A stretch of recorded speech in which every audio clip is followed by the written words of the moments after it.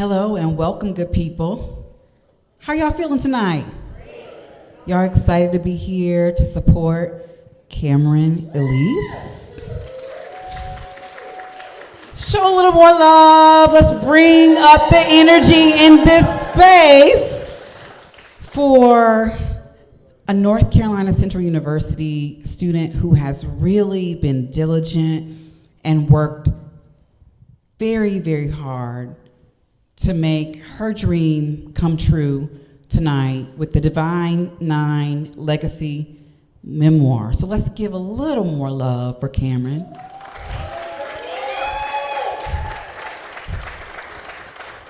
My name is Angel Isette Dozier, and I am the creator of Be Connected Durham, which is an organization that does community development using the arts and culture as a vehicle for change. And that's why this exhibit is here. It's a part of a Third Friday initiative in the Hayti community, because our neighbors said, oh, well, we're not really represented downtown, so to speak. We want something for ourselves. And so we started it here at Hayti Heritage Center. And I just wanted to share that with y'all because it allows us to do this kind of thing, just uplift our own people in our spaces and create community across the board. But we want to be able to center each other in this space. So, what you are about to witness is part of Cameron Elise's dream come true. You'll see the talent, you will see the effort and the work that she's put in to uplift the Divine Nine. So without further ado, good people, enjoy.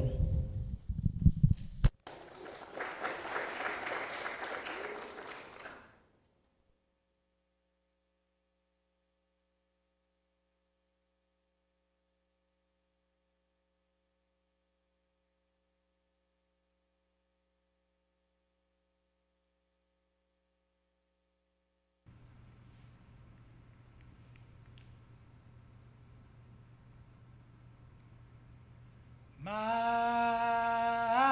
daddy said to me, he said, listen here, my little man child, Divine Nine you're gonna be.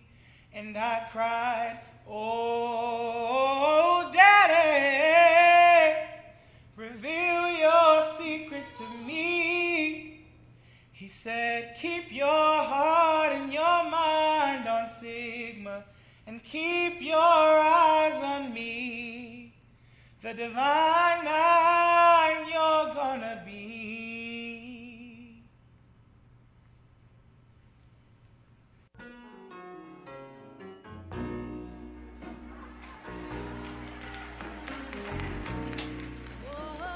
During the beginning of the 20th century, Black Americans stood at the precipice of a new beginning. The turn of the century saw the end of chattel slavery, and with it, a young generation of trailblazers were able to blossom. However, a new decade brought new challenges, and the same racist tactics bore a different name: Jim Crow. Yet, through the fire, these elite organizations made their stand in collegiate spaces, dating back to 1906 at Cornell University, with the first Black fraternity, Alpha Phi Alpha Fraternity Incorporated. The ladies then followed suit. Alpha Kappa Alpha Sorority Incorporated was founded in 1908 at Howard University. These examples of unity and kinship began to spread across the nation. In short succession, Kappa Alpha Psi Fraternity Incorporated and Omega Psi Phi Fraternity Incorporated came to be in 1911. Followed by Delta Sigma Theta Sorority Incorporated in 1913, Phi Beta Sigma Fraternity Incorporated in 1914, and Zeta Phi Beta Sorority Incorporated 1920, and Sigma Gamma Rho Sorority Incorporated 1922.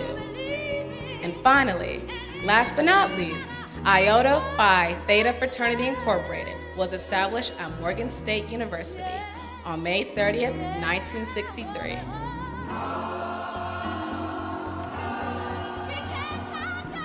Thus, the Divine Nine was born.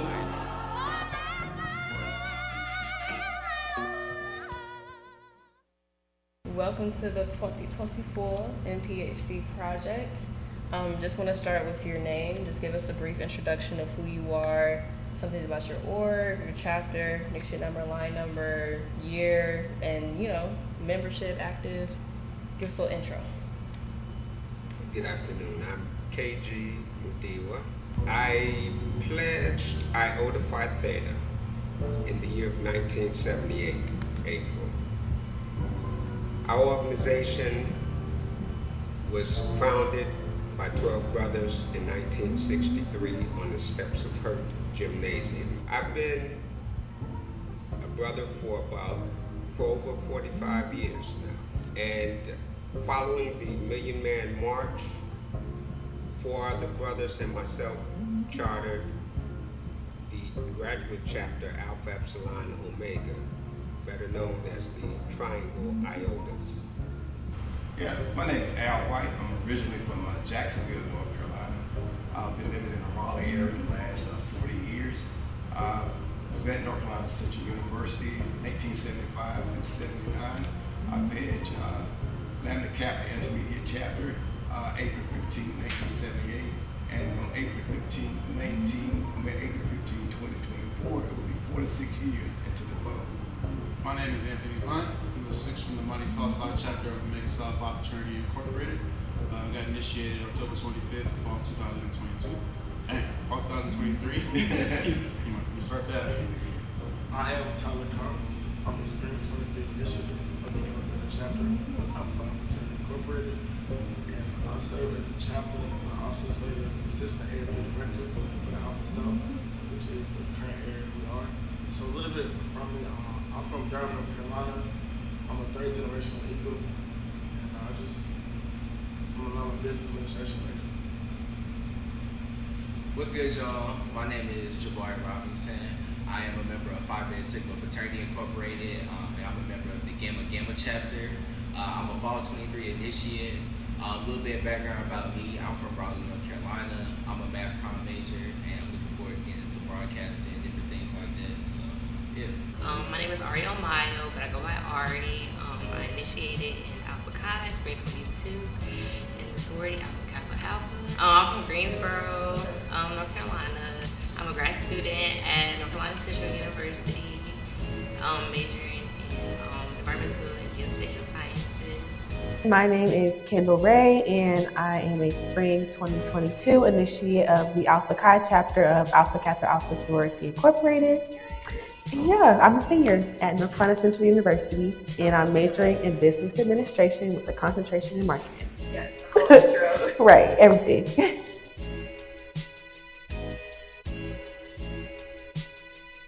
So tell me a bit about your background in joining a Greek fraternity.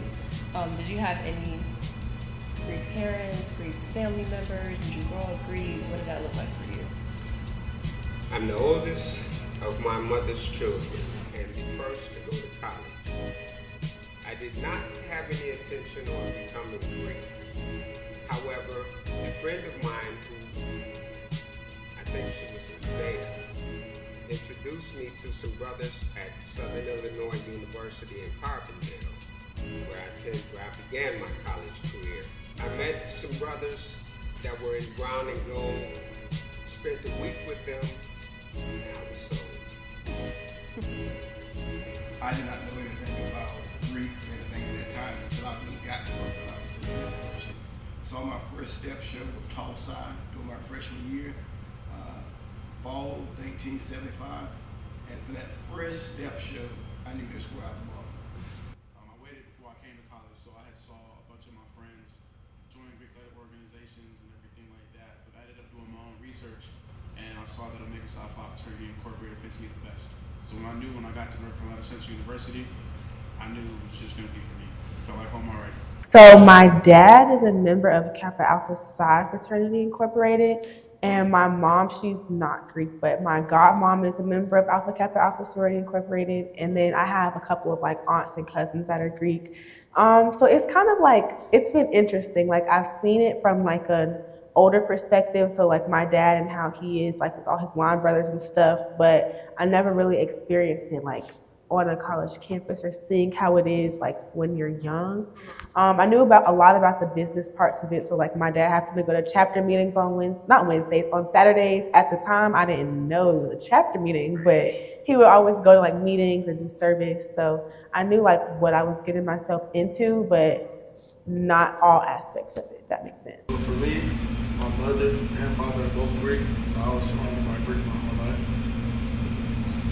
My mom, she is a Delta, and my stepfather is also an Omega, and my biological dad is a Mason.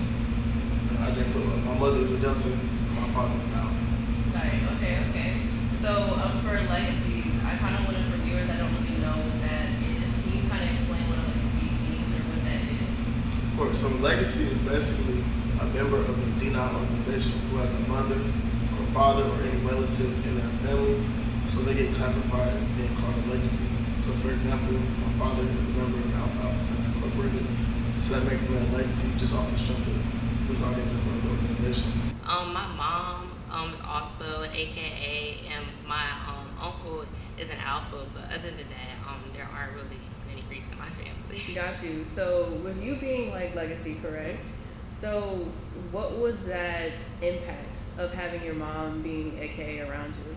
Well, growing up, she always used to take me to like community service events, so I always saw it from that aspect. Unlike nowadays where people kind of see strolling more and stuff like that, so I always saw it as a community service organization first. I love that. So tell me about that like motivating factor to join. What about that conversation or just throughout the whole week? What did it for you? The brothers took me in, and I was new on campus. It was a PWI. I guess that week was just spending time with different brothers. Most of them were football players. I was not. But the brotherhood that they showed, and then visiting brothers came, and I just saw how they interacted with each other and thought this was something I would probably feel good about. Hanging out with those brothers gave me that sense of community, because I come from a big family. I'm used to having a lot of people around that are close. So those brothers gave me that feeling, although I was away from my family.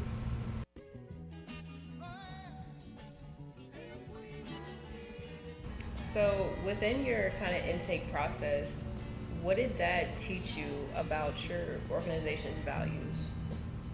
It gave me a sense of maturity, because at that time I was coming from a challenging situation. It's taught me that brotherhood is something that is not given, it's earned, and that there are things that bind men together or people together. And that's the opportunity to be yourself, but still be a part of something bigger than you. So tell me about like, what was that feeling when you were in your new members presentation? How did it feel coming out as a evolved person? My probate was, oh wow. Man, that was one of the greatest feels in the world. Like, I've been going to North Carolina Central probates for years, so like, actually, it was just like a surreal feeling. Like, all I do is I look up, I just see lights everywhere. I'm like, wow, like I made it, like, and just the hard work that you put in to get there, it's just like a feeling of relief and joy. It was just fantastic. It was something it was like a dream, partially because I was highly intoxicated. Oh. Back then you could do that. But we came out during a period of the Black Power movement and the recognition of blacks on campus. I was part of the Black Student Union, and it was a Black Student Union event in which we came out of. When we hit that gym, it was like smoke and mirrors. And for me, it was more of a surprise because earlier that day, we were still in the process, seriously processing. And they said, show up at 6 o'clock with a suit and tie on. None of us knew we was gonna get read in that night. And immediately after we got read in, we went right to the yard. We still, in a roundabout way, thought we were still online. And they said, do your show. And we went straight into our show, not really realizing we was a Omega being at that time. So it was a rude awakening in front of everybody on George Street. What was that emotional feeling? It was a big high. It was a big high. Never in my life had I heard or seen so many females and males congratulating you and just patting you on the back like you had conquered the world. Right. You know, I was king of my castle. You know. Yes. Right. What about you, Anthony? That feeling, it was just unmatched. Like when we walked in the student center and we came out, it was like, yes, we was throwing the hooks up, barking, jumping around and everything. It was so hype. Like once they unmasked me and I went out, I was just like, yeah, it's me. Yeah. It's me. Yeah, I got a little noggin on me, but I'm like, it's me. It's me, you know. So when we went to the plot, we finished up our show and everything like that. Once they let us on the plot, I wanted to just fall over and hug the grass so bad. Like it was just like, yes, I did it. Yeah, I did it. So when we came in singing the song, I was already like about to cry because it's just like I felt the words. Like I'm pretty sure we sung I Wanted to Be an AKA when we came in, and I'm like, I did want to be an AKA, and this is the reason why. Like at that point in your journey, you don't really know a lot of it yet. Like of course you know the words, you know the founders, you know your information, but you haven't like lived in the moment to know what they're singing about. So when I first learned it, it's like, okay, cool, you know, I learned the words, I sing the words, great. But as time progressed, and it's like, wow, I've experienced this, you know, I've helped these people, I've done these things. It's like, wow, I'm singing about this and I'm embodying it. So it feels like, just feels so much more real, and it just makes you emotional, especially because a lot of the times you don't just sing the hymn like on any old day. Like it'll be like special situations or special gatherings, so it's already a lot of emotion in the room. So then you're singing that with emotion that's in the room for the current event, and then on top of emotions that you feel from just feeling the song and like the words and the power behind it. It's just a very emotional thing.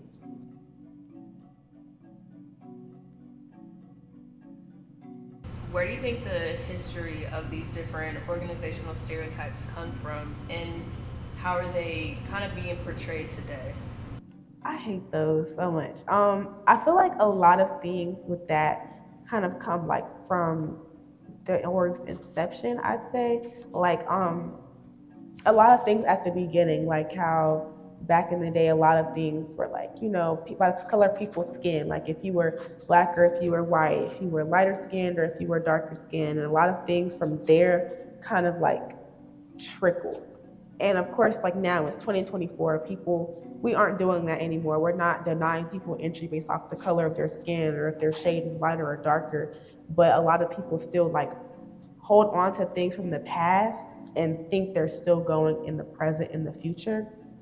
And then some other stereotypes, I don't even know like where they get them from. It's like they have things and they say them, and it's like it might sort of kind of, some things can be like true, but it's like, where did that come from? I don't know. I mean, I'll take the Gucci one. Like, I'll take that one.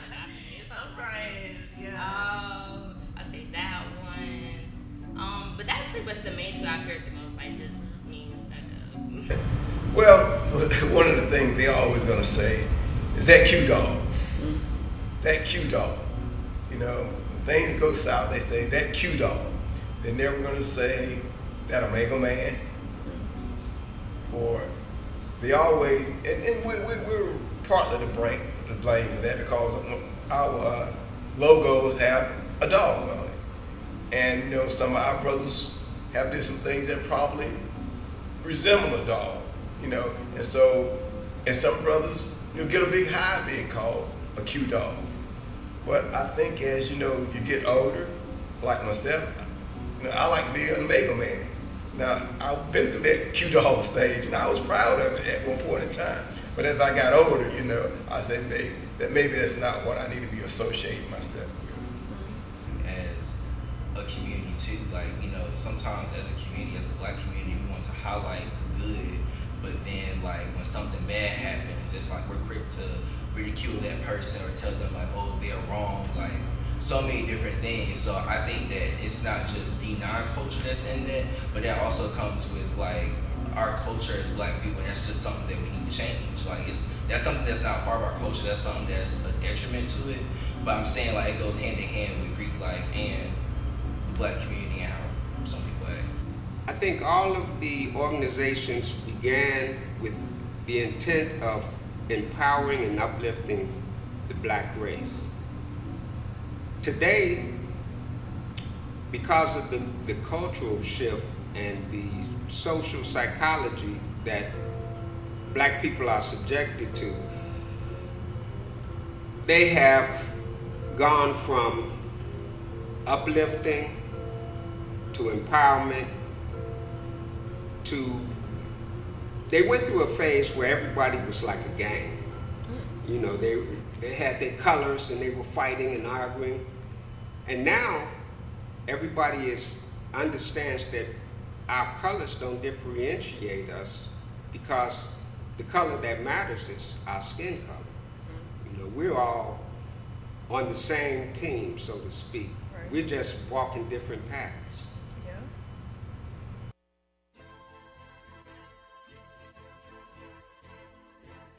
I feel like today, because of social media, right, many are introduced to the NPHC via strolling or the social aspects as much as opposed to community service, right, or just seeing the work. It reaches more people through the media. A lot more people are like just sitting at home on social media more. Like, I know when I was interested in joining the org, I already had the foundations of why I wanted to join. But of course, you know, when you go on TikTok and Instagram, you see the partying, you see the way they're just out there having fun. And of course, it looks fun and everything like that. Now that I'm a part of it, yeah, it is fun, but there's a bigger picture to it. Look, everybody want to be a part of the Step Show until you got practice Monday through Sunday and y'all running the show for 3 hours straight. No breaks, none of that. It's work that comes behind it, and it's work that comes behind even the other things that we do. And I think being seen doing things hands-on again has a bigger impact than just the media. The media gives you a 30-second soundbite and a good preview, but you actually can build relationships when you're face-to-face with someone or when you're helping someone. That does a lot. That says a lot. People just see the glory. They don't see the hard work. They don't see the 3-4 month process, like, or they don't see how much stuff took to even get to this point. Everybody just sees the highlights. So that's where like people really miss the perception. Overarching, do you think that social media has been an advantage or disadvantage to the NPHC? Well, it depends on which story they push. If it's a good story, it's the best thing that can happen. But if it's a negative story, then it's real bad for us all. Yeah, social media has provided so much exposure. And so, you know, like you said, they push out different stories. It allows everybody else to paint their own perceptions of the NPHC.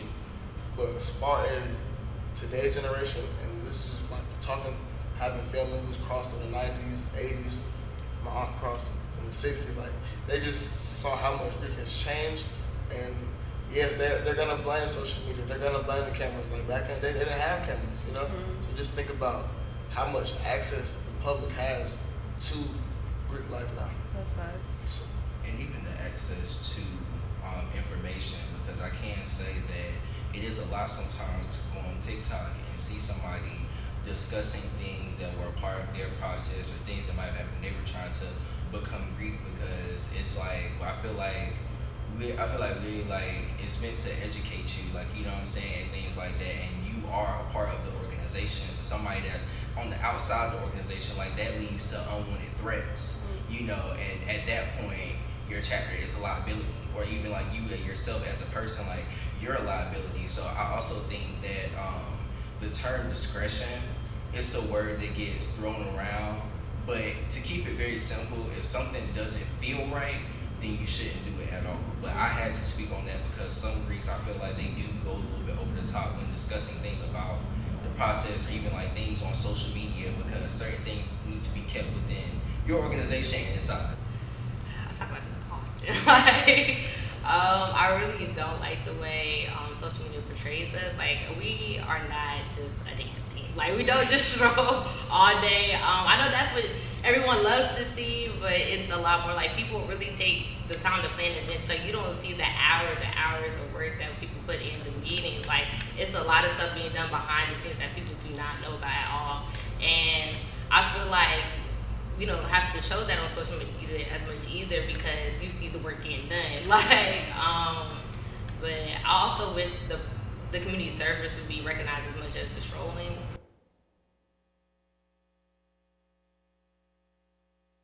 I want to kind of talk to y'all about like the generational differences. So from like the younger generation perspective, do y'all feel like that y'all are like often criticized?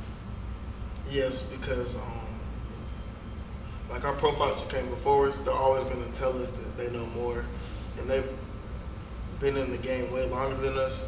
So I feel like the younger Greeks, especially like who are fresh off within the last 3 to 5 years, we're always going to be criticized because in their eyes, everything we do is wrong.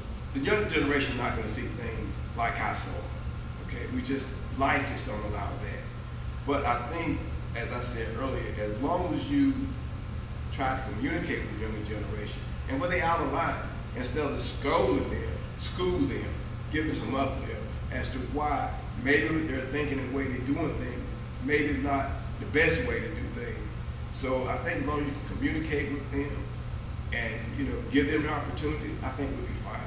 I think that sometimes the older Greeks have to realize that it is like a newer generation, and like times have changed a lot since they have been in school. But I think like going back to the idea about like tradition, like a lot of people like to hold on to like older things, but sometimes older things can be a detriment to what's going on now, or sometimes like things just change. Like I think change will honestly be the big word. Like that's what kind of like makes it hard, because like with each new generation or with each new Greek line that does come out, like that's a new like phase. Like that's a whole new different like chapter within the chapter. Yeah, man. As I view all youth, clay, unmolded, just on the pedestal. And as older brothers and older sisters, our job in the organization is to pump that pedal, spin that clay, mold it based on the organization's principles, and then let that pot be a pot. Let that bowl be a bowl. Let that cup be a cup. Just be sure to fill them with the right elements.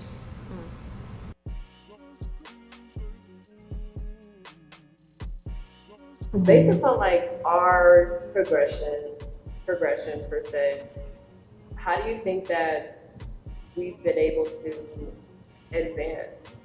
I feel like we've came a long way, but there's still a long way to go.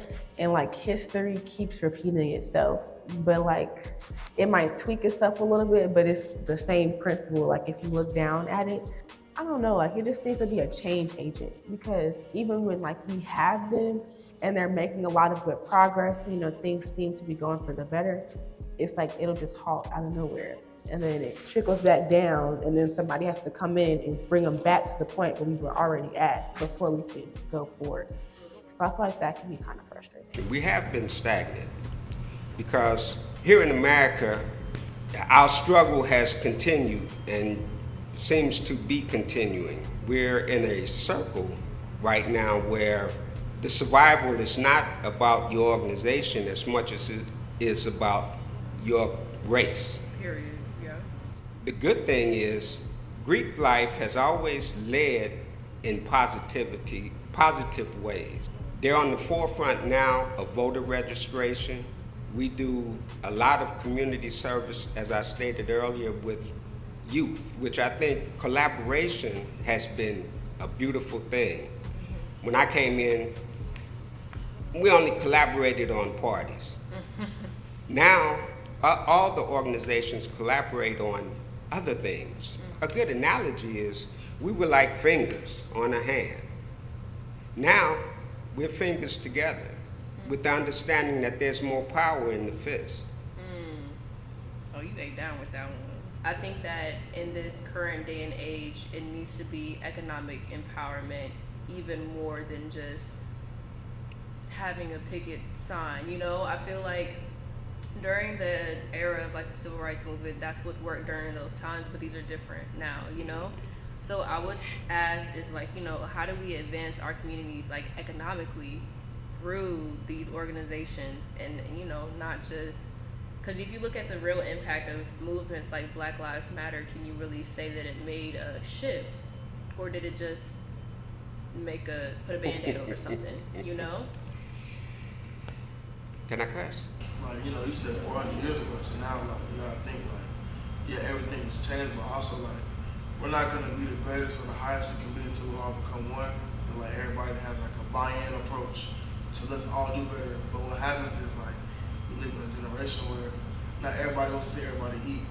And also, too, that's a good point. You know, like, I wouldn't use this terminology, but basically, like, everybody want to be Batman, but nobody focuses on Robin.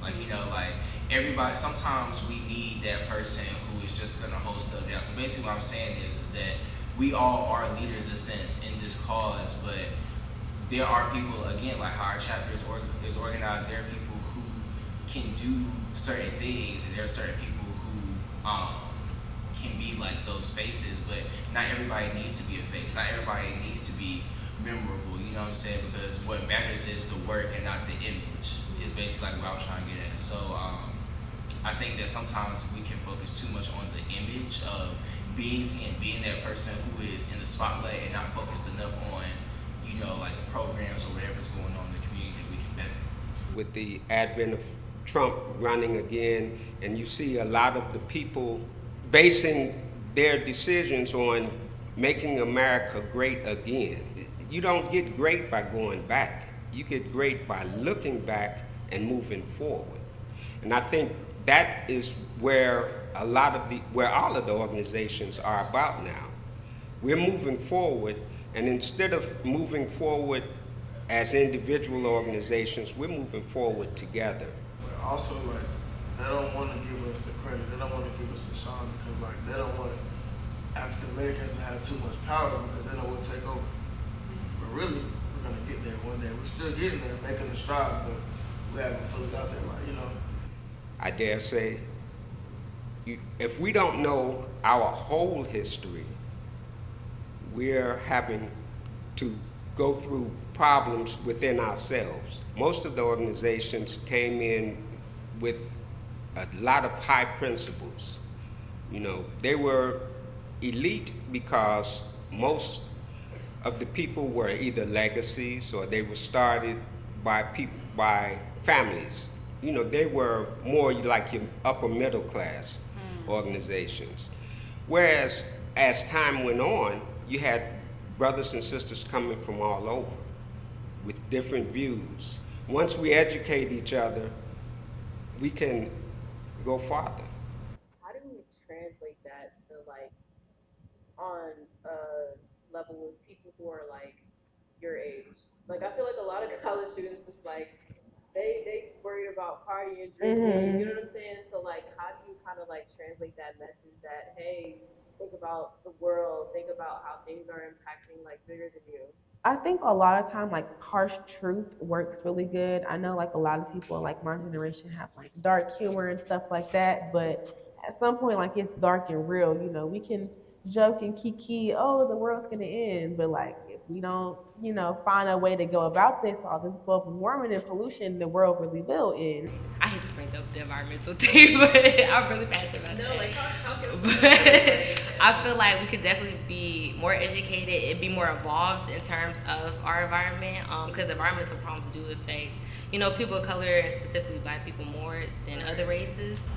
And I think that's a tough thing to navigate, like especially like as a Black man and like being like a college student and young adult. Like it's hard to navigate that world of politics because I hear a lot of times on our campus like voting and getting college students to vote in general is a big issue that not only we face and on our campus, but on other campuses as well. So I think that trying to come up with more ideas on how we can get people to vote, or at least like, you know, keeping people in the loop about who these politicians are, what positions they're running for, I think that that can also help to progress our generation by kind of like breaking down politics more at like a younger age, so that when we get older, it's easier to understand. Just letting them know like this stuff is real and there's people that are here trying to help stop it, but not making it seem like we're talking at them. Like, I'm trying to help you, you know, help you, help me, help us, help the world, versus just like, yeah, go vote. Like it needs to feel interactive per se, I feel like.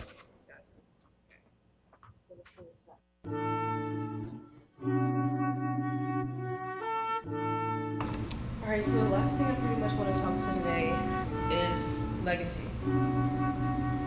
What does it mean to you, and how do we continue to, based off of what we talked about, how do we move forward? Legacy is really power. It's really understanding like everything that came before you and how that is giving you like power and strength to persevere through what you're going through now, and then how you will give that on so they can do everything with the same like fight and power that the people that came before you had. Legacy really means to me, like I say, is I look to some of the older guys that's in the fraternity, and I really just kind of have conversations. They tell me their life, here's their story and everything. And I said, oh, that's something I always keep in the back of my mind, of the struggles that they went through. I might didn't go through those struggles, but I try to encourage the younger brothers of these same things so that they won't have to go through. I want to make life easy for those who come after me. Because you have to think like, our parents, their parents, they didn't have this opportunity, you know. A lot of them probably couldn't go to college, they couldn't go to school, they couldn't afford it. Like, I know a lot of people on my mama's side, like, they couldn't even go to college. So like, the fact that they're passing this wealth down, they didn't even go to school, like, they want us to do more than them because they didn't have that chance to do it. You see, basically continue with something that was already started. I want people to see like they are like, very successful in anything they hey, do. Daddy went through a lot. Daddy has to do what he has to do to be successful. You know what I'm saying? And he paved the way. You know what I mean? Like, and for the people that come after me, they can use the steps and everything like that that I took to get to where I'm at. And that way, it's like, you know, they can use those steps to be better than me. You know? You know, legacy to me is writing your own story, but understanding that you have people who came before you and they wrote their legacy, but you have to write your own story to your legacies. For me, it's like, that's why I kind of am so focused on having my authentic journey to my success. Not just, oh, you're Tyler's son, or you're Bashar's son, you know, like, write your own story for Tyler. I think legacy is being able to understand from which you've come in order to forge your path forward. I have grandchildren. I would like to be able to say I left something that they can cherish, that they can have and help them move forward with less struggle. I think a degree of struggle is always necessary because even a diamond has to be put under pressure to shine its brightest. To move forward, we have to do it together. And I think we're at a beautiful place as far as the organizations working together, collaborating, understanding that we are in the same universal struggle. And our individual struggles are not that different either. You know, whether we have families, whether we have jobs, whether we're students. We've either been there or we got to get there. What advice do you give for my generation? Your generation, I would say thrive. Stay focused, because when you lose focus, it's easier to step off that path. When you're focused, you'll continue. Don't be swayed by distractions, and understand if it's not a benefit, it's a distraction. And the final words. Hey, Cameron. Cameron, I appreciate you taking up your time and this production together. I think it's going to be very wonderful when it's all done. And like I tell you always, I'm here to support you. It's a great opportunity. I'm glad to be here to be able to represent my chapter as well as the organization itself. Shout out to Cameron Alicia. She did a great job on the project. I love the photos, I love the photo shoot, I love like Kamada. One like this, she definitely gave us the spotlight, showing North Carolina Greek life. Like we got to national scales, we got national pages. Facts, that was crazy. So How did it feel? like being on the actual official Alpha Cave, like, who would have thought that, So it's just doing the little things to get to there. Like, people think it's just a picture, but really, that was a 4-month project just to get to that. Yeah, man. Shout out to Cam. This is a dope opportunity. Definitely need more stuff like this, like coming in the future. But definitely great job. Support her in any way that you can. And shout out to all the brothers Blue and White, worldwide. Go out. Shout out to Gamma Beta since 41. I would just like to say that I think, and I hope that this project not only inspires brothers and sisters to become part of Black Greek-led organizations, but I hope it inspires youth, period, to just continue to go to college, to continue to learn, and to work together and understand that, we're all on the same team.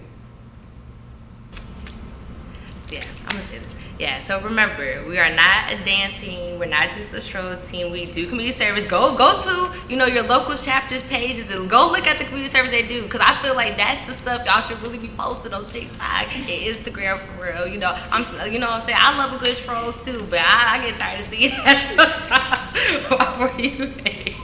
So that's my last little message. Yeah, go look at that.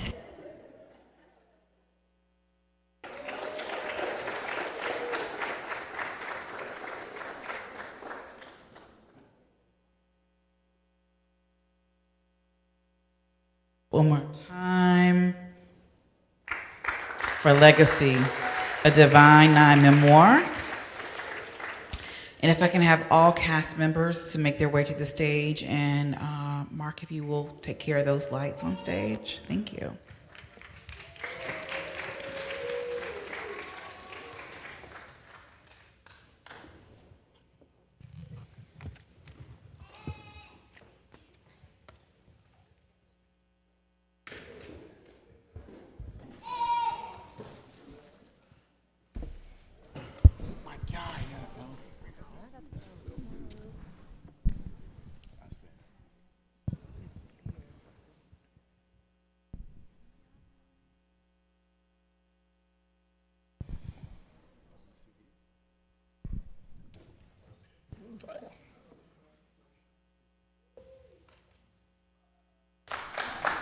Yeah, let's give it up one more time.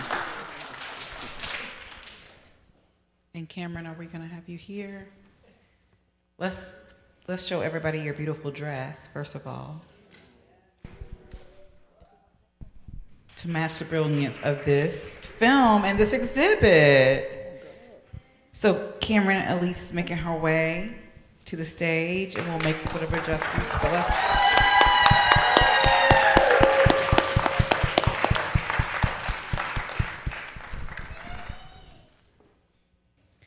And Mark or John, if y'all don't mind, maybe we can get one more chair for Cameron, and I'll just stand.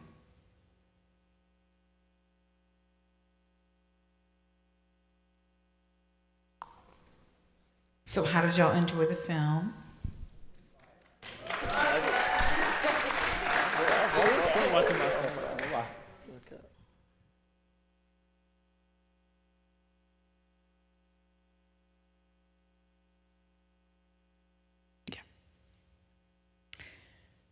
So,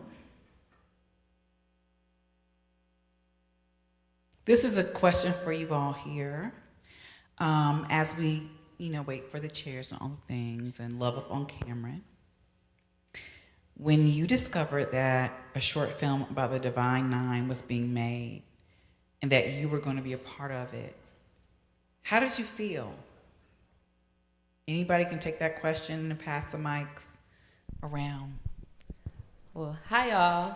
But personally, I was excited and a little nervous. I think y'all tell I was nervous, but because we got to show Greek life in a different light, show our perspectives, and kind of clear the air a little bit about some things. So. It kind of made me feel special. Usually when like people do things like that, they tend to go to people that have like 50,000 followers and like the people that stroll the best and step the best. So like it felt really good to see like that she picked different types of people, not just based off of who looks good or who's the most popular. It was people that she was actually interested in hearing from and having their perspectives. Good evening, how y'all doing? I'm Tyler. I was really excited about the whole project, especially like me being like a third generation Eagle in my family. My uncles and fathers in my chapter, and it actually being titled Legacy. It was something like really special to me, and I like just wanted to take it really serious, and I enjoyed my time.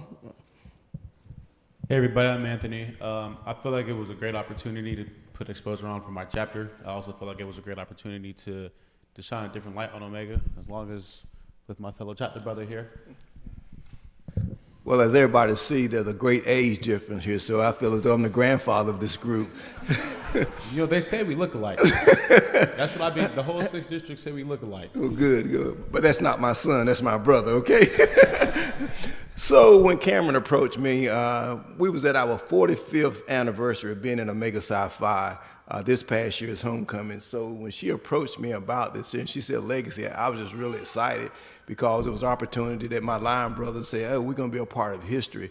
And so when she asked me, every engagement that she asked me to come to, I try to make sure that I was there because of what she's devoted her time, energy, and money to put into this here.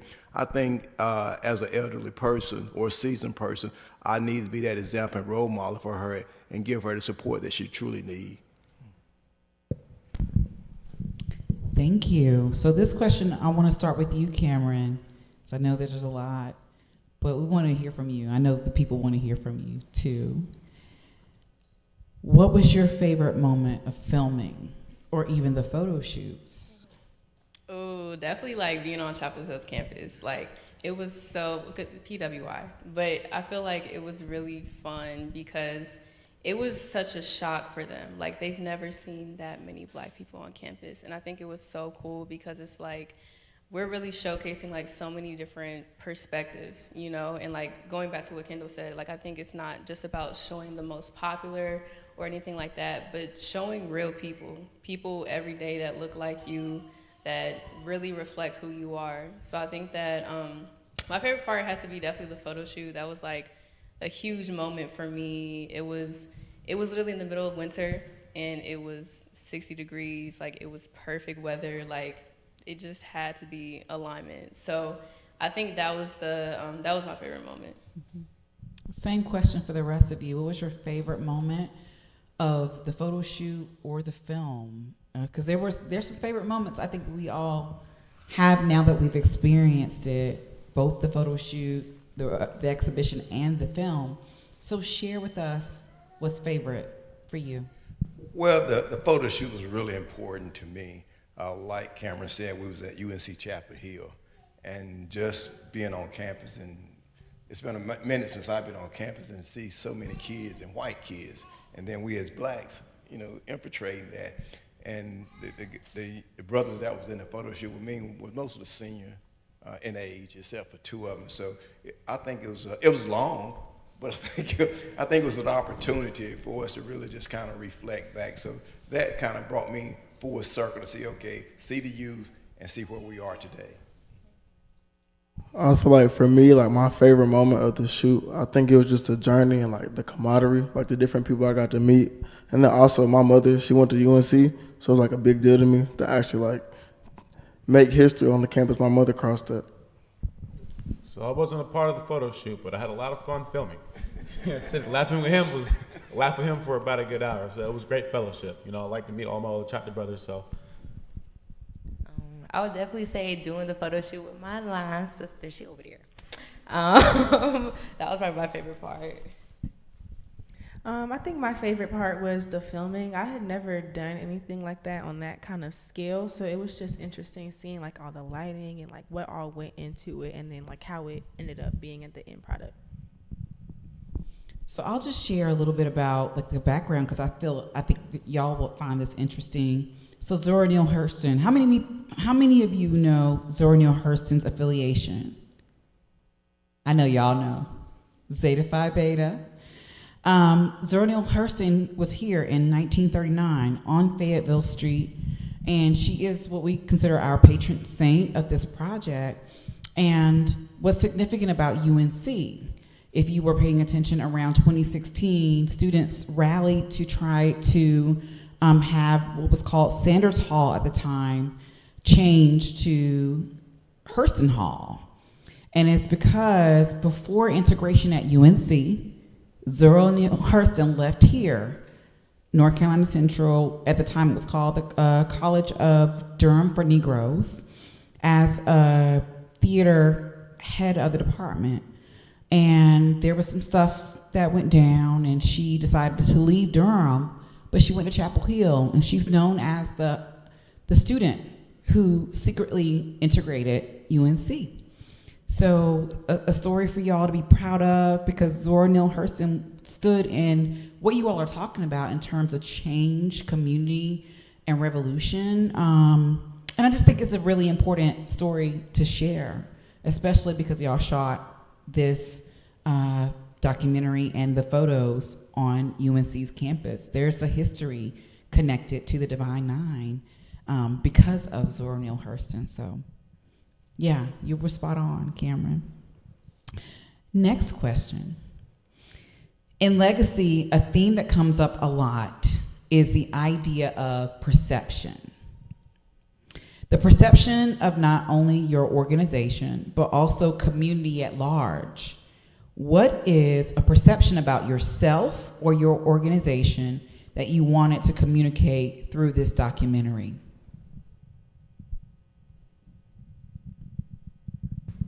Well, being the leader of the 6th District, that's the states of North and South Carolina for Omega Psi Phi, the legacy that I really wanted to leave is accountability. And as I keep making reference to being the senior person of this here, I just look at the youth and I said, while this film was being made, I just wanted to be positive. And being positive and being accountable to myself, then I feel as though the message was betrayed as I wanted it to be. I feel like for my organization, I kind of wanted to show off the manly deeds aspect of our organization, because I feel like a lot of people just see alphas in suits, but they don't see like the community outlook of it. And then just standing on our principles of service of all. First of all, we saw Charles Sendall. So I feel like just keeping certain things and trying to be authentic with it was what I got the message from. So I want this to show that I'm more than someone that just sits and hops and parties all day. At the end of the day, this is a brotherhood, and we do things for the community. Friendship is essential to the soul. As you can see, my chapter brother here, we laughed a lot when we were there. This is bigger than just going around partying and, acting a fool. And just to piggyback off what you said, I just wanted to show that we do community service. Like, that's what we're here for. We're here to serve y'all, serve the community. Everyone you see with these Greek letters on, we're all doing something to serve the Black community. And I think that's really important for people to know, that we just don't party, stroll. Yeah.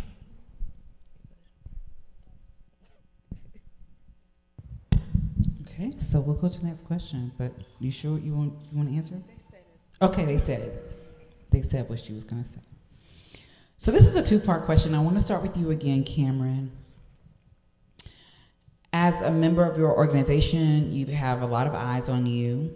What's it like for you to have that level of responsibility on you? But also, what did you learn and take away? Did you take away anything new while you were on the other side of producing this film?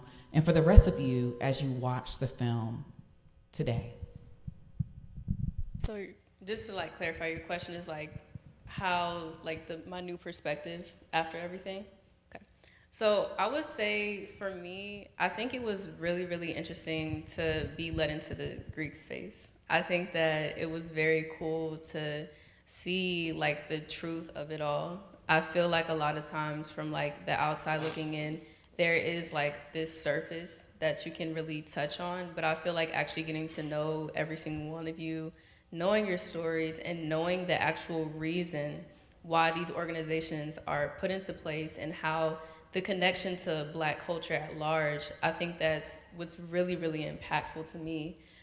Because like, just like a lot of people, especially with, again, social media, the whole 9 yards, we really only see one perspective. So I think that being able to talk to you all, getting to know you all, and how you all connect to your organization, it really just shows that, you know, this is really impactful to the people. And I think that it just leveled my respect for your organizations even more. Because I think that, like, just based upon our whole lineage from like the early 1900s when you all were incepted, just so much, everything that y'all had to go through to be able to get here, be here, and what you all continue to do. I just think overall it put like a lot more respect on what you all do and how you all impact the community. And so I'll reiterate the question for you all so that you can answer. So thank you, Cameron. That's beautiful. As a member of your organization, you have a lot of eyes on you, right? What is it like for you to have that level of responsibility, whether it was way back when, if that is such a thing, or now?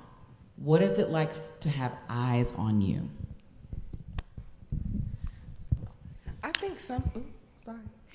I think sometimes like it can be kind of hard because I know for me personally, like a lot of times I just like to be just Kendall and do what just Kendall wants to do. But sometimes people see you as other things. So they'll see me and it's like, yes, this is Kendall, but that's Kendall Alpha Chi chapter president. That's Kendall in SGA or doing this, that, and the third. So it's always like, it's great because, you know, you have people that are like looking up to you, but it can also be kind of like overwhelming too, because it's like, I could just be wanting to like go out with my friends, but now it's like, oh, the AKs are doing this.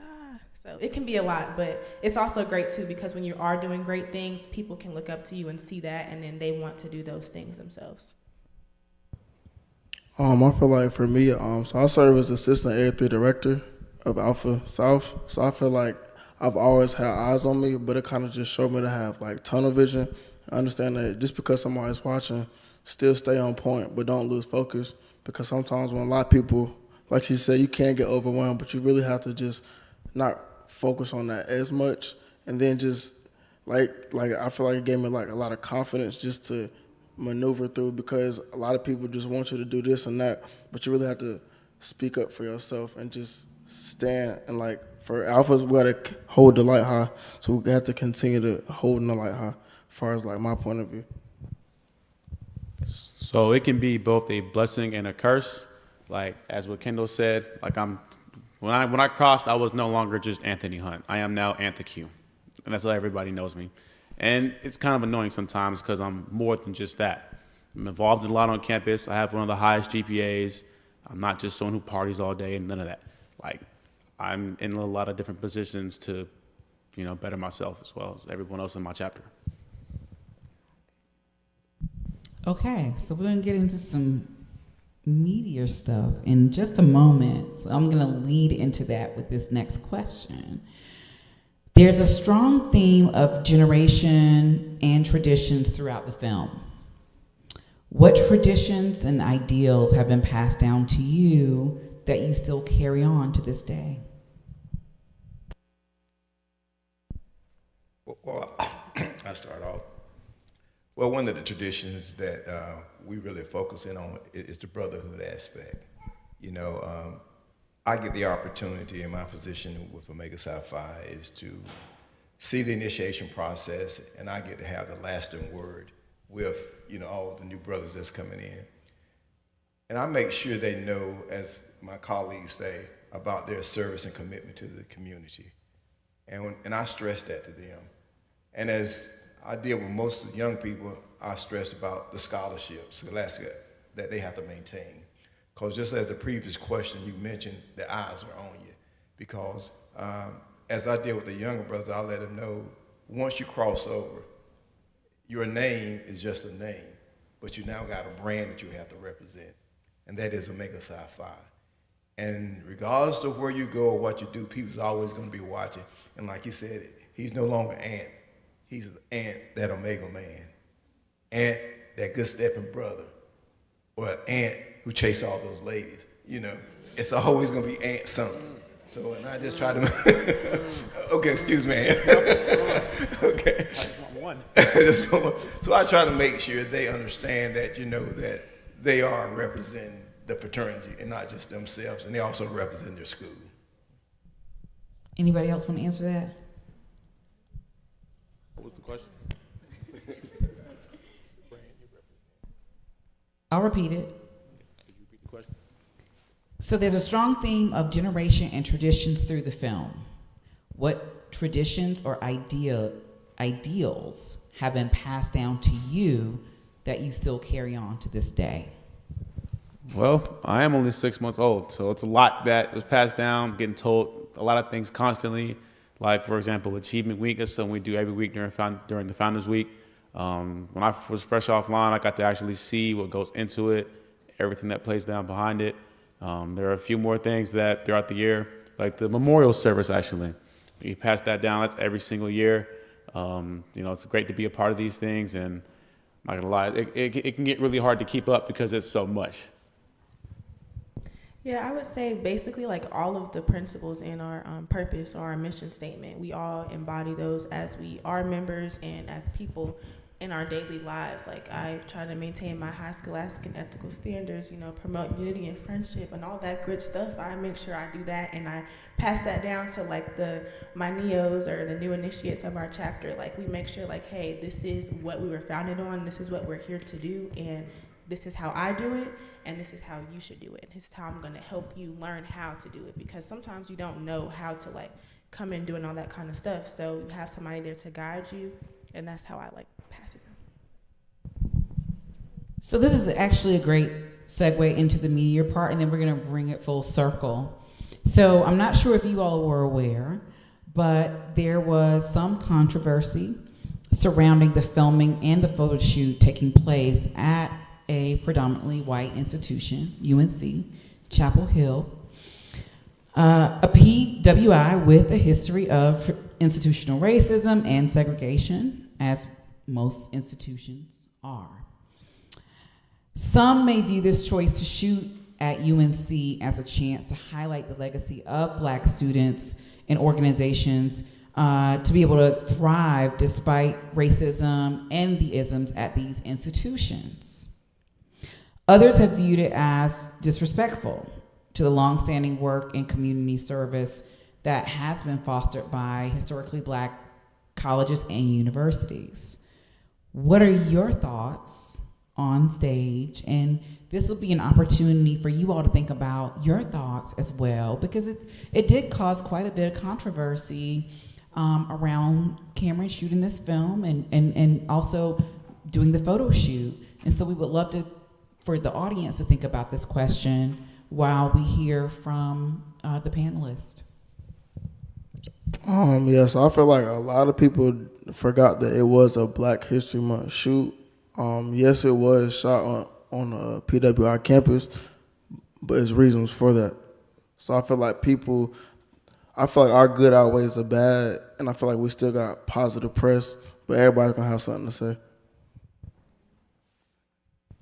Well, my thoughts on that, when I first heard that we was going over to UNC Chapel Hill, my first thought was, you know, like you said, it was in a Black History Month. Well, why are we not shooting at Central?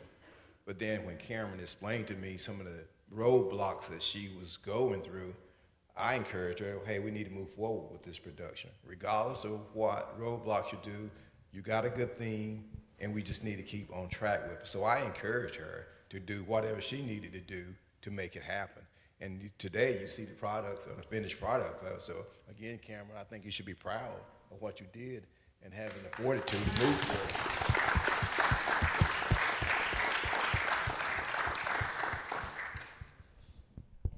And I think people forget there's still, D9 at PWIs as well. And a lot of, D9 was started at PWIs. So I think that that's something to keep in mind. And like you said, it was still press at the end of the day. And I think people need to focus on the bigger picture here. Yeah, and I think a lot of people were like focusing on like the minor things. Like the main point of the photo shoot and the project itself was talking about the legacy, highlighting like our stories and our experiences. It wasn't like, we went and took a picture in front of like the Chapel Hill sign and we're like, woo, like it was a picture of us and that was like the background. So I think people just focused too much on it because it was a great project. The photos were beautiful. There was nothing negative to say, but people always are going to make something negative to say. So they went digging and tried to find something, and it wasn't even that serious because everything still looked great. And I love that you all spoke on these various perspectives because we do have all of these different experiences. We hear all the time in the media that Black people are not a monolith. Because we're not. We have so many things in common, but we also are unique in our own ways. So I love that y'all spoke on that, particularly because this is a way of showing protection and appreciation and support for Cameron doing this work. So can we just give it up one more time for Cameron? It took some courage. It took courage to keep going. It took you being fortified within yourself, Cameron, to know that you needed to keep going despite the controversy. And when you have that inner knowing, bad press, so to speak, is great press, right? So one more shout out for you and your courage. Okay, so we're gonna round this in and let y'all get back to enjoying some more stuff and mixing and mingling with each other and potentially answering that question.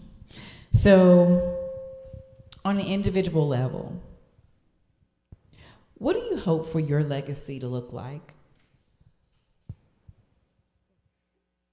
What do you hope to leave behind for the next generation?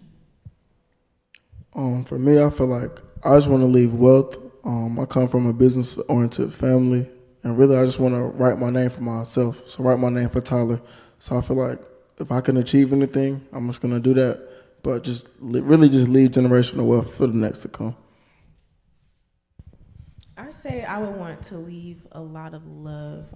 Like a lot of times, everything else like in the organizations, of course, is great, but sometimes it's like when somebody is telling you something, you don't feel the love behind it or feel the purpose behind it. So I just want everybody that comes after me to feel like that everything that I'm saying or whatever is happening is coming from a place of love, and I love you and want the best for you. So that's why we're doing things.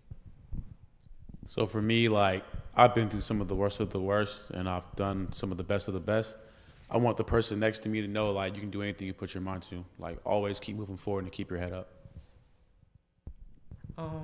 For me, it's just, I want to leave behind the fact that I did all I could do to help us thrive in our environment. I think people don't realize how serious environmental issues are, so that's something I want to leave behind. Like, just know that I educated, that I did my part to be involved. That's a perfect segue for the last question. And this is regarding tradition versus embracing change. And it sounds like you all have answered or alluded to that. What changes in Greek life or your organization, and this is also for you, do you hope to see? And what do you want to stay the same based on your experience in your organization and in your life? Well, for me, with our initiation process, I feel as though with liability and some lawsuits and all that's coming about, we had to change. But I would love for us to get back to some of the old traditions where we actually met as a group more and longer. You know, currently right now we meet 4 to 5 weeks and that's it. Back in the days, we would be together for a semester. Now, I don't think we should be together for a semester, but we do need to get back to the point where we really get to know each other, because these are lifelong friendships and relationships that we're developing. And the other thing that I just want to make sure that we don't forget, as you saw in the film, with the D9, we are family. We're 9 individual organizations, but at the root of it, we're one big family, and I don't want that to be ever forgotten.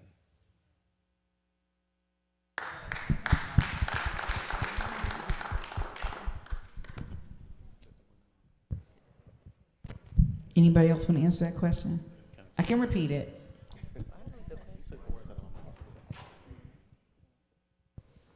Cameron, you want to answer that? As a producer, curator, creator of this project? Am I saying like, what do I want to see change, or? In the way that you move through the world, because I know it's a little different when we're talking about organizations. But your motivation for doing this project, I believe, is really important and it's unique. And there was a reason why you chose this pathway, and you've done such a beautiful job. So I'm curious about what you want to see change, because you did talk about that originally. And what do you want to see stay the same based on your observations and completing this project? I'm sorry, in what context? Like, do you mean like change in like the creative process, or like more so? More so your experience Okay. shooting and filming this as an artist and creative, but also your perspective as a student, your perspective as anything you want to speak on, really. Okay. Because I think you've done an incredible job, and we're just curious to hear about your creative process as a student and all of these other things that you are. I would say, like, to keep it real, like, I went through so much stuff to like really bring this to life. Like, a lot of people didn't really see it. Like, a lot of people, it's like when you're especially like a younger person or a student doing something like this, they can a lot of times think that, you know, you're not serious, you're playing, or they just undermine what you're doing. I mean, like I was just talking about this earlier, like we had shot this with over 50 plus people, but like look who's here.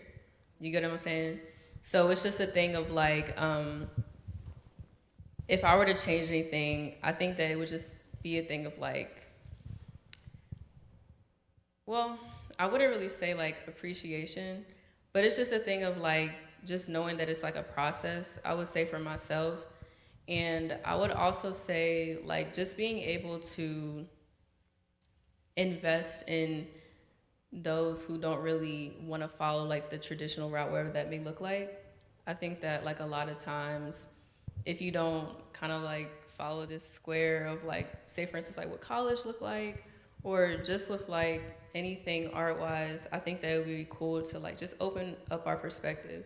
You know, like you can create stuff like this and it's different. It doesn't have to be what you're used to. And I would say like just within the process, like I've just learned a lot about, you know, not being so steadfast on like what you think or what you want it to be, but just allowing it to be what it's meant to. And just making sure that at the end of the day, it's like you have something to actually physically look at. You know, I think that like a lot of times people can see like the social media pictures, oh, got all these likes, da da da. But like I feel like at the end of the day, I think it's really about like you all here. Like you all came here, you got out of your dorms, you got out of your houses to come here, and I think that's what really matters, because it's about like who are you impacting in real life. You know, the likes, the comments, the reshares, that doesn't really mean anything when it's like you have people in front of you who are actually here to listen to what you have to say. They're here to watch this film, and that's what really matters to me. Can we clap it up for that? And like last thing I'm gonna say, I feel like one thing I want to see change in like the Greek community, like it's okay to be an authentic self. Like you don't have to be a copy and paste of somebody.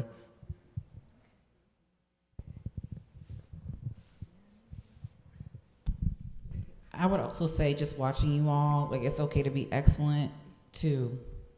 It's okay to be excellent. period. And that is something that sometimes people struggle with. In any community that is marginalized, or there are these stereotypes, and that's something that Cameron talked about quite a bit, that it's not just about strolling, it's not just about the parties, it's about community service. And we all are part of a community, and we each have this contribution that we're the only ones who can make. We can only make that contribution as our individual selves, and that's what makes a collective really important. And that's also what makes legacy. This is what makes this a Divine Nine memoir tonight. And so I want to say congratulations to you, Cameron. Thank you. This is beautiful.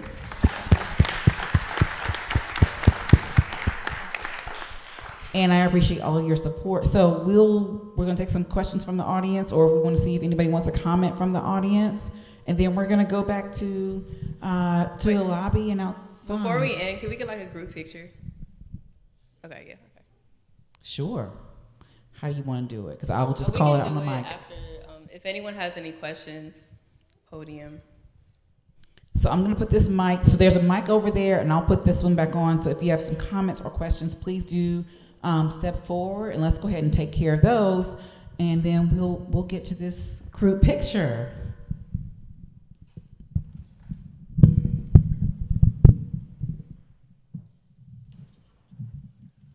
I just want to make a comment, because what you've done, young lady, takes courage. In the midst of what is happening here in the U.S. today, it takes a world of courage to stand up in the midst of all of it and move forward. And I think you've done a wonderful job. My name is Teji Kimball. I pledged Alpha Phi Alpha in fall '75. I came down in '76 working with the national chapter out of Chicago with a gentleman, a brother named Tiny Blanton, and helped establish the chapters at UNC Chapel Hill and at Duke, that in 1976. And the same mess that was happening today was happening back then. And for you to stand up and put it on UNC's campus is to hold the light up and say, we do exist. Period. We count. Period. Yeah. No, that's wrong. Yeah. There is no negative to this. Right. There is jealousy. Let jealousy die. Carry the light high. Continue to be who you are and show that we have a positive side of our lives in America and around the world. Keep striving, young lady. We love you. Much love. Much love.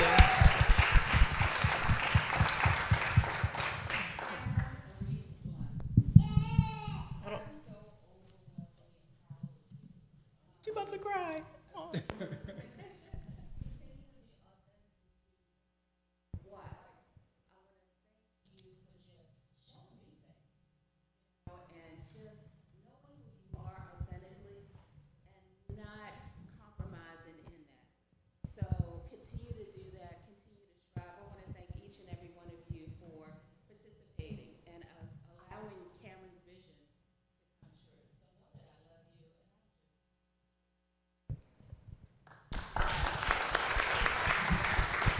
Okay, my name is Tito Kuntz.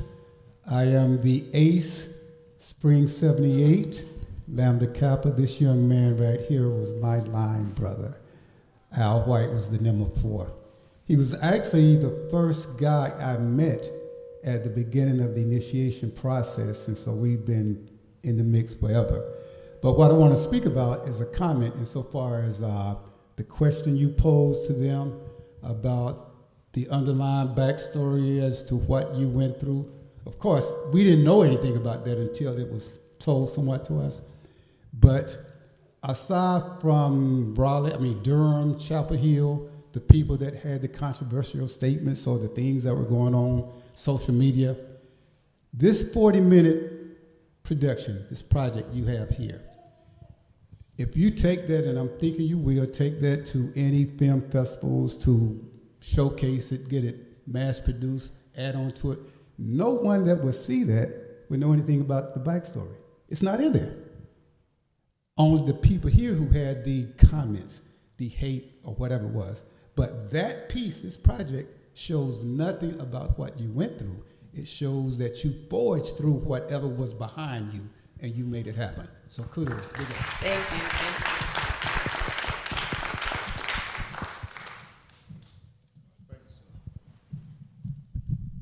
Hello. My name is Todd Malloy. Omega Psi Phi, 35 years, 1990. I just wanted to say I'm proud of you. I wanted to say thank you. Now, in the name of everybody, Divine Nine being one family, when I became an Omega, one of the first smoker I went to, an older brother told me that you want to be an Omega because we are the only thing that will stand at the end of the earth. And we will be the ones to uphold society as it moves forward. Now, we may all say that differently in our own language, but we are our brother's keeper. And what this facilitates for me, and what I think it helps us all understand, is that the next society that we leave our children to is our responsibility.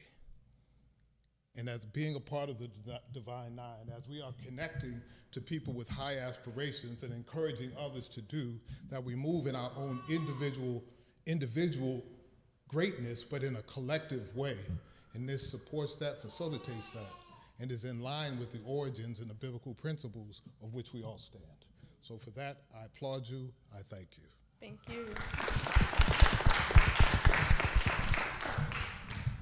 Hey, Dad. Hey. Well, first of all, let me just say I am at all right now. First of all, my name is Wesley Blunt, Morgan State University, 6AI 884, 35 years in the bond. So I just want to just share this with my daughter is that I am excited, I am happy, I'm at all right now. The things that you're doing when you first brought this to me, you know, I was just like really excited about, you know, what you were doing and how it's going to come together. And I'm here today just to see how everything fit in to the Divine Nine. Thank you all for your support. That's what it's all about. It's all about support. I know we may be of different organizations, but when we still can come together in unity, that's what the people need to see, unity. And so I just want to just bring that out because I know when I first joined my frat, it was all about, you know, not joining because of parties and the girls and all this other stuff. It was all about how can I bring value to that frat to make it better. And so those things still stick with me even now. But I just want to say thank you to what you have brought out, and you know you can go places with that. And I just want to encourage you to keep doing what you're doing. Don't turn back. Just stay focused. Love you. Love you too. Is this on? Hello, my name is KJ. I'm a Spring 23 initiate of the Gamma Gamma chapter of Zeta Phi Beta Sorority Incorporated at North Carolina Central. I am number 8 of my line, and I'm also tail. I also wanted to just say I'm actually really excited that I brought myself to be a part of this. My picture's actually out there. It's pretty cool. Yep. You know, because like my little brother, he's actually in photography. He just turned 19. He goes to FIT in Manhattan, and so just to be a part of like this, it gave me a different perspective on what he's doing, because it's like, yeah, I live with him and I see him doing it, but it's like to really see the work that you put into it. And then unfortunately with the criticism, you know, when that whole stuff blew up, they put us on the front of it, and it was just right. Zetas can't catch a break. It was like we was just going through it already. So it was just good to, you know, see that you were making an impact, because clearly you're doing something right if someone is trying to tear it down, you know? Yeah. So I was just really happy I got to be a part of this, because again, I didn't even know you to begin with, but I think my LS Sky sent, you know, she sent it to the group chat. She was like, hey y'all, Cameron's trying to do this thing, like we should all do it. And I was like, I don't know who Cameron is, but she's doing her work, and I like what she's doing, so I'm gonna do it. And then going to UNC Chapel Hill, you know, I've never got to see that campus, so it was cool to see like all the greenery and the scenery and stuff like that. Mm-hmm. And then it's just like, you know, when they see a lot of us, there was eyes, and it was just like, we're not a circus, like. Yeah. come on, go on about your day. But some of them, you know, they did come up to us and they was like, hey, what are y'all doing? And it was good to still kind of express to people or, you know, inform people who were genuinely trying to know instead of, you know, people who are just like, you know, they just look down on us regardless because of the stereotypes and stuff like that. So again, thank you for letting me be a part of this. Thank you. I just hope that you just continue to go far. Thank you so much. Thank you. We have 2 more. Is that 3? Yeah. So we'll take these last 4. We'll definitely take these last 4 and wrap it up. So yeah. Sam and Indigo, just want to wish the entire cast and Cameron especially congratulations. As you can see, all these people are pouring into you. You deserve it all. Community is the people that show up for you. So again, congratulations. Continue doing the great work. Thank you so much.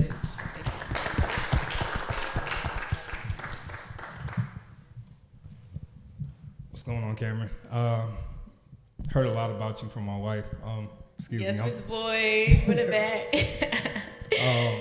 So I really do appreciate everything that you did in terms of this film. Me personally, for everybody out here, Dominique Boyd, pledge of Alpha Theta chapter of Kappa Alpha Psi Fraternity Incorporated, Tennessee State University, Spring 05. But for me personally, looking at something of this nature and just the importance of it, given that I sit kind of in between in terms of generationally, how I was raised up, the importance of it, and the why. Yeah, we have certain aspects that are front facing, but really the real work that's going on behind the scenes, a lot of times people don't see. And I had a lot of older brothers that poured into me, particularly from my chapter, but that helped raise me to be the man that I am today. So it's extremely important that seeing something of this nature, hopefully this gets out further. I felt like this is something I'll probably see on PBS at some point in time, or further. So I'm hoping, I'm praying that this goes further, that you get the funding that you need to push it out further. And I want to thank all of y'all for everything that y'all continue to do and being a part of Divine Nine and pouring into our overall community, because it's extremely important, especially in this day and time. Leadership is key, and greatness is everything. And that's something that we can strive to be on a daily basis. So appreciate y'all. Thank you.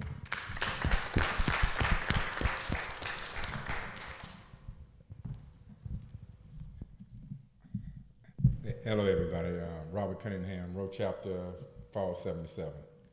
First of all, I just wanted to say to your father and your stepmother that what a fine young lady y'all raised.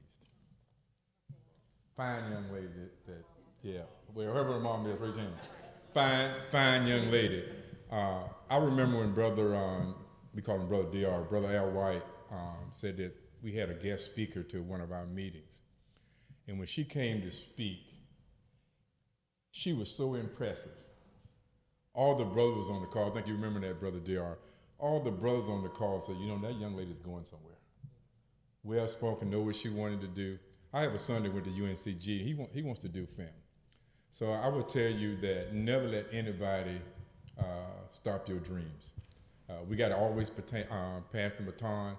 And I think that when our young people want to do greatness, we should be there to encourage them. And that's what I told you. I told you, I said, you let me know what I can do. And I felt honored being a part of this. And for all those things that people said, I just found out about it tonight. I'm not on Facebook and all that kind of stuff. I don't keep that negativity out of my life. But keep striving for the best. I think God has a great plan for you, and just continue to strive to do what you're doing, okay? Thank you, thank you.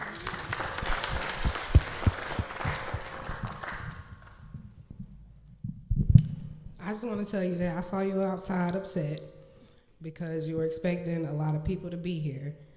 And as somebody who has done events in the past, and Angel can attest to this too, the people that's supposed to be there and need to be there will always be there.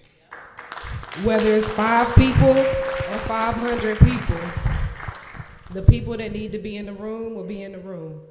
And don't let that discourage you, because this is a great turnout for what you've done. And it's better than 1,000 people being here to have a small group that's engaged with what you're doing. So keep doing what you're doing. Thank you, thank you, thank you. And I want to ask context to that. So this is a Third Friday initiative. Third Friday is a City of Durham initiative for artists to showcase their work and to do not necessarily what you've done. You've gone above and beyond what is normally done for Third Friday. So I want to let you know that. I want to say that to the crowd as well. Third Friday was created by 3 artists a couple decades ago at this point, or almost, who wanted to be able to showcase their art. Now, Third Friday has not been in the Hayti community up until 2021. 2021 is the first time we debuted Third Friday Hayti, so that artists here in this area on Fayetteville Street, also known as the Fayetteville Street corridor, could showcase their work. The crowd that you have here tonight is still very much a record-breaking crowd, because crowds come through Third Friday downtown Golden Belt and in the various spaces, and the crowds don't look like this, especially at the same time in the numbers where people have showed up outside and inside. So I wasn't aware of that, but I want you to know this is a record-breaking crowd, because Third Friday, give it up for that. Because Third Friday is designed for people to come through, right? Come through, pass through. You have a standing crowd here, and this is incredible work, and people are giving your flowers. That's how it's supposed to be. And we said that we were going to show people how to engage all of us rather than just some of us. And you have absolutely been evidence of that tonight. So I just want to give you those words too, because this is incredible. Can we give it up one more time for Cameron Louise, the cast, and for yourselves? Your participation is cultural capital. When we gather, there is power. Where there are people, there is power, and we can only have a conversation together that we make up. And so I want to thank you all for being here tonight, and continue to look out for Cameron's work, because this is just the beginning. And continue to look out for this program here at Hayti. This exhibition will be here through June.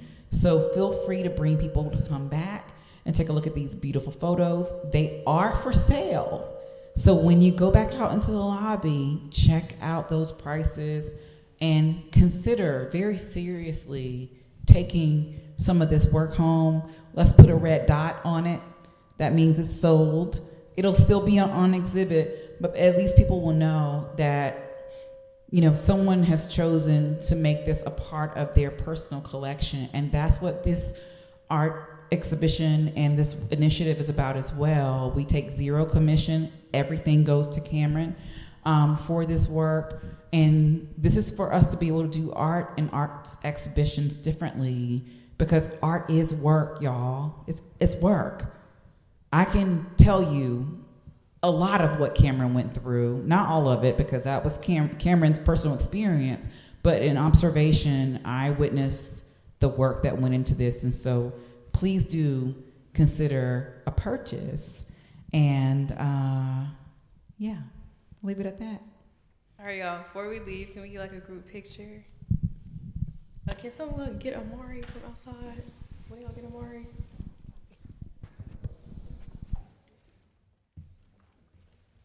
We can come up here.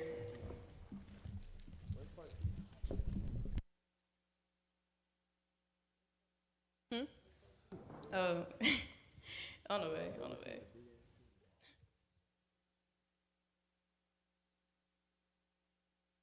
Y'all, come up. Like, come up. Yeah.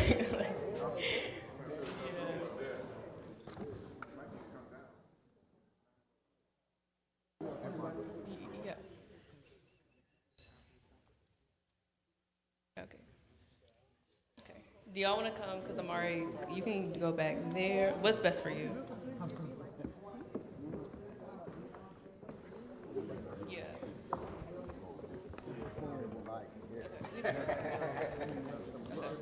Okay, but okay.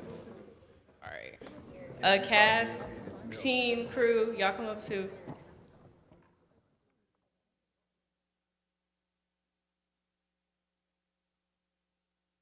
Angel, Miss Ma'am. Yes, you.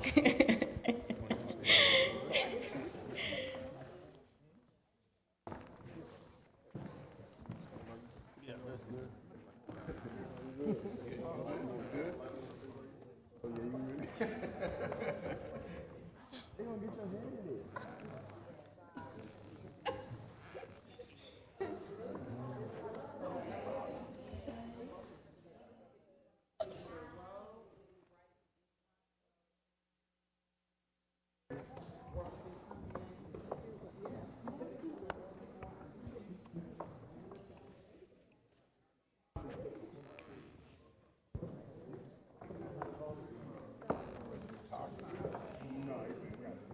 Right there.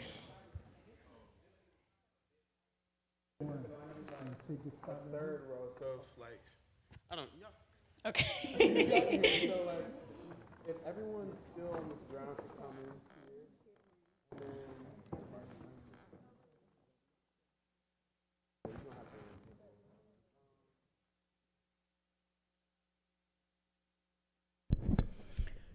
So he's saying he needs everybody to come in closer, and he needs a third row down here on the floor if possible.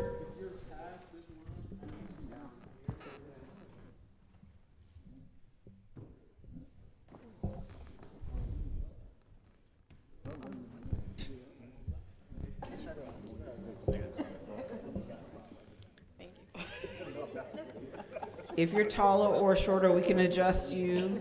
So you let me know and I'll just call it out.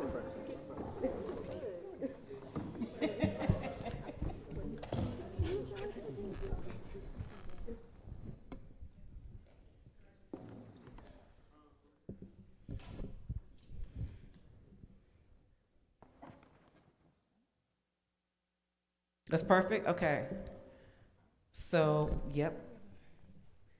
And Amari, we are looking at you. Okay.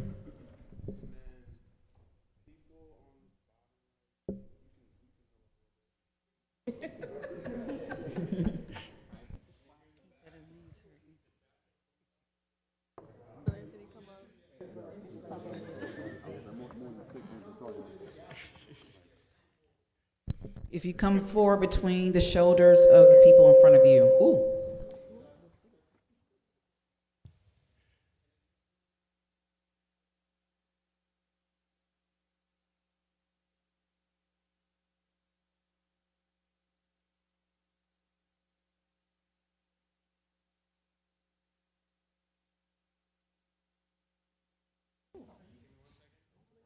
Y'all, these are on film, by the way. These are on film.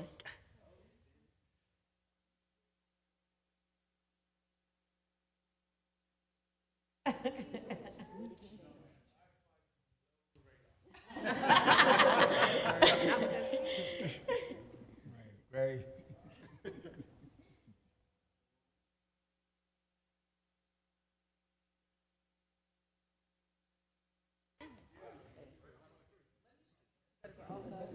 On the balcony. Yeah. Yes.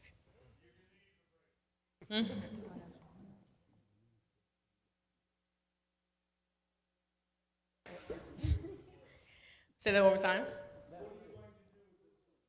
Honestly, for me, I think I really see this as like a pilot. I think that this can go like really, really a lot further. I definitely think that, like, again, I feel like it's a lot easier to kind of have the work than to, like, if I were to go through the process and go through like the proper channels as far as like going through every single national chapter, like that would take so much longer than actually showing the impact that it made. So I think that for now, like, I would love to be able to pitch this to the actual corporate headquarters of the NPHC and be able to get it approved at a national level, so that then we can be able to have representatives official representatives be able to speak on the chapter, and then also go deeper into the history and be able to talk about like the different chapters, how that impacted where we are today.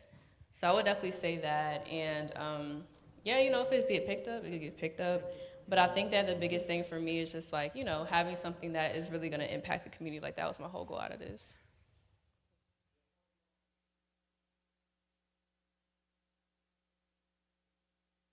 What do you mean? Yeah. Yeah. Okay. All right, we looking up at Mari? Okay. You want me to take this?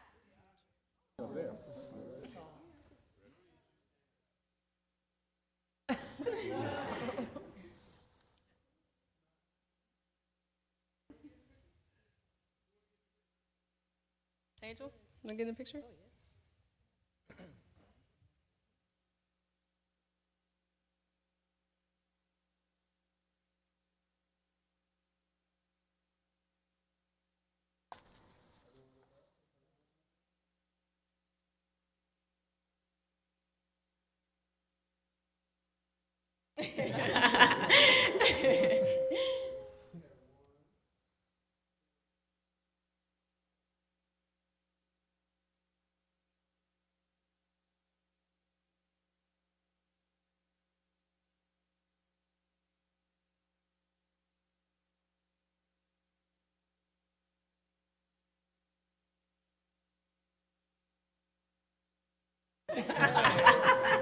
Amari, please.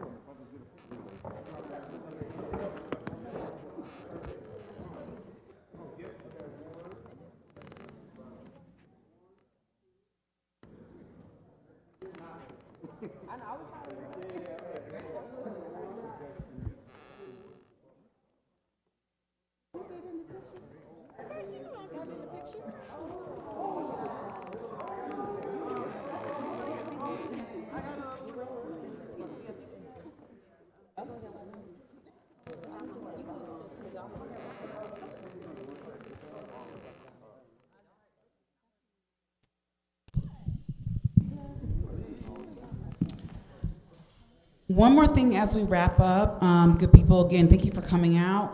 Tomorrow night at Haiti Heritage Center is the every third Saturday, the Jambalaya Soul Slam. So it starts at 8 p.m. Doors open at 7, is that right?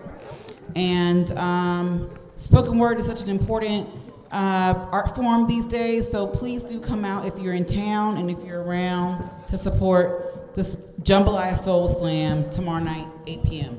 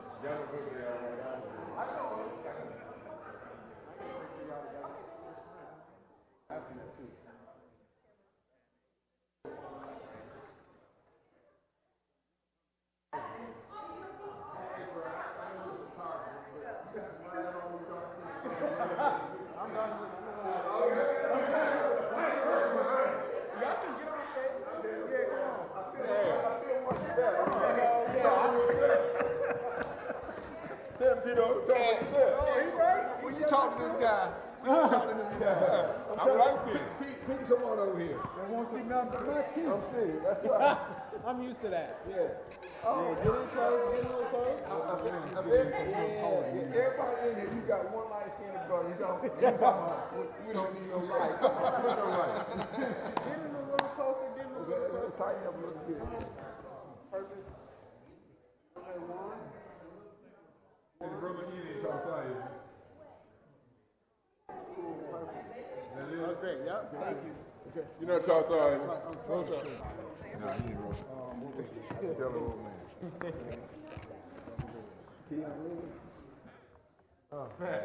I can tell the real man. Okay.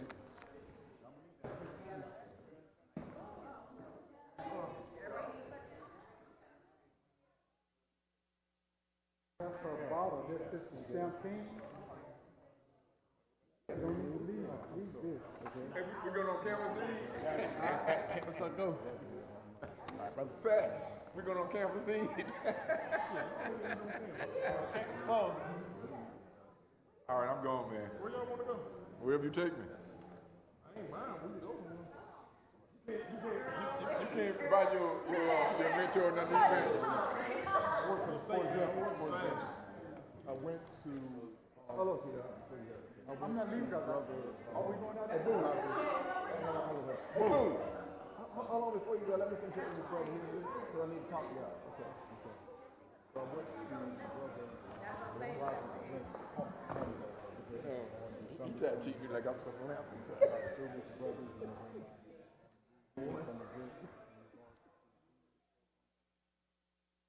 I remind him I made him beat it. I had to remind him of that. You come back for the banquet?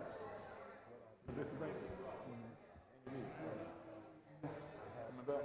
I'll be back, but it'll be early in the morning. Oh, Sunday morning. Oh, so you'll miss the banquet. Okay. I'll probably leave right after the.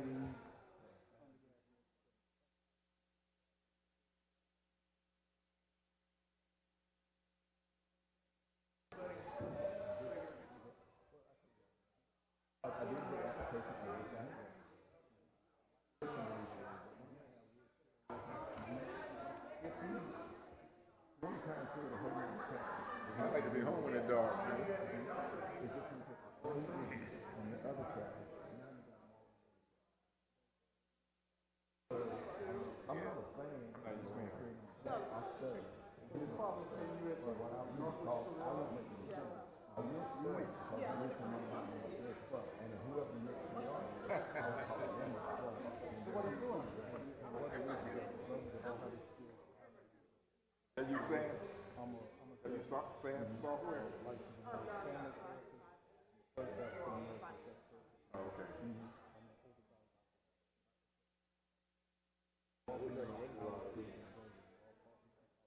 I told Al, I don't want to win a big one. I want to win a kill. Oh, that ain't? Can you give it to me?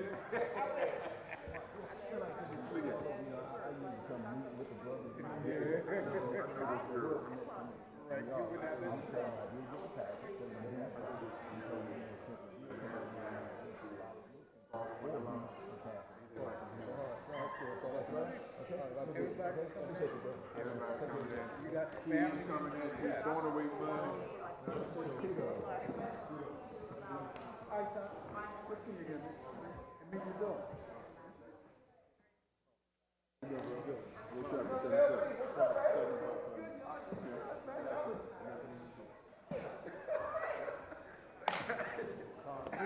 He ain't Brett, man. He ain't Brett.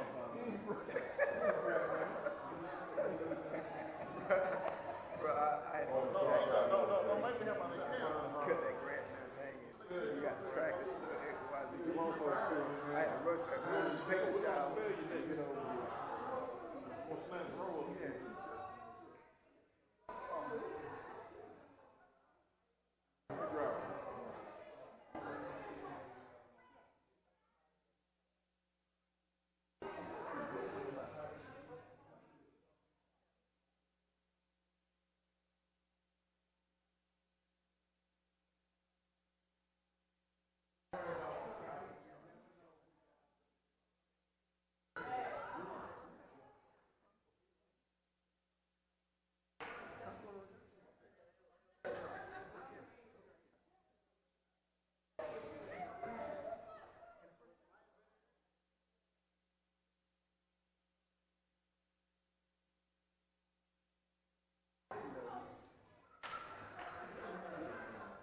I'm serious about that Divine Nine thing.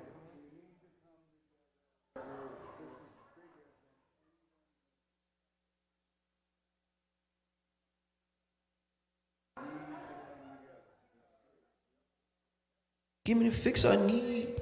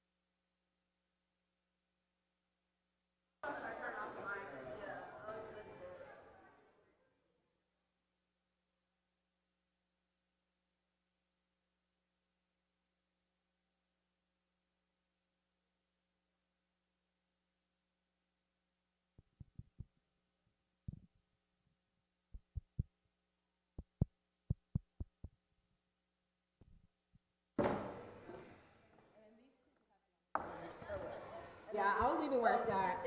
Yeah. Okay.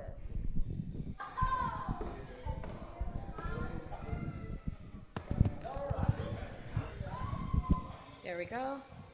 Just hold this side.